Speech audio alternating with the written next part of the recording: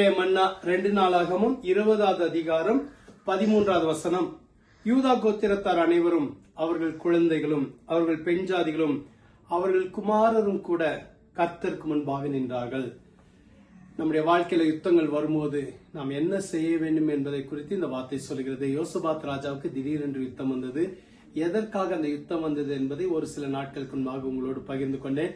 கர்த்தர் அவங்களுக்கு கொடுத்த சுதந்திரத்திலிருந்து, கர்த்தர் அவங்களுக்கு கொடுத்த இடத்திலிருந்து அவங்களை துரத்தி விடும்படியாக வந்தது. ஆனால் அந்த சமயத்துல யோசபாத் ராஜா என்ன செய்தாராம்? கர்த்தருக்கு முன்பாக நின்றாராம்.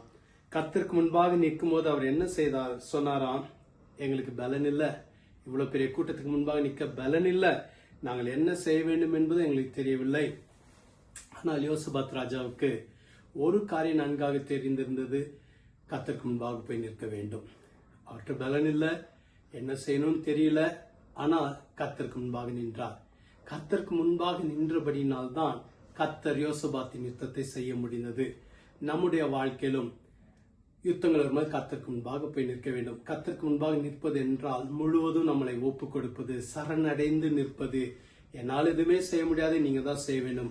யோசபாத் ராஜா கர்த்தருக்கு முன்பாக நின்று கர்த்தரை நோக்கி கூப்பிட்டார், ஜெபித்தார். நிற்கு கர்த்தருக்கு முன்பாக நிற்பது என்றால் அவரிடத்தில் போய் பேசுவது, அவரிடத்தில் முறையிடுவது, அவரிடத்தில் ஜெபிப்பது, அவரை நம்பி இருப்பதை காண்பிக்கிறது. நீங்களும் கர்த்தருக்கு முன்பாக நில்லுங்க.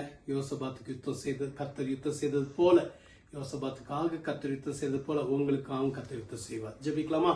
எங்களை அதிகமாக நேசிக்கிற நல்ல ஆண்டவரே, உங்களுக்கு முன்பாக வந்து நிற்கிற கிருபைகளை எங்களுக்கு தாரும். கர்த்தர் தான் எங்களுக்காக யுத்தம் செய்ய முடியும். எங்களிடத்துல பலன் இல்ல, எங்களுக்கு என்ன செய்யணும்னு தெரியல, ஆனா உங்களுக்கு முன்பாக வந்து நின்று உண்மை நோக்கி கூப்பிடுகிறோம். யாரெல்லாம் உண்மை நோக்கி கூப்பிட்டு கொண்டிருக்காங்களோ கர்த்தர் அவங்களுக்கு மனமிறங்கி வந்து அவங்களுக்காக யுத்தத்தை செய்வீராக, அவங்களுக்கு வெற்றியை தருவீராக. இந்த நாள் ஒரு ஆசீர்வதிக்கப்பட்ட நாளாக இருக்கட்டும். மீட்பர் இயேசுவின் மூலம் ஜெபிக்கிறோம் பிதாவே, ஆமென். கர்த்தர் உங்களை ஆசீர்வதிப்பாராக. ஆமென்.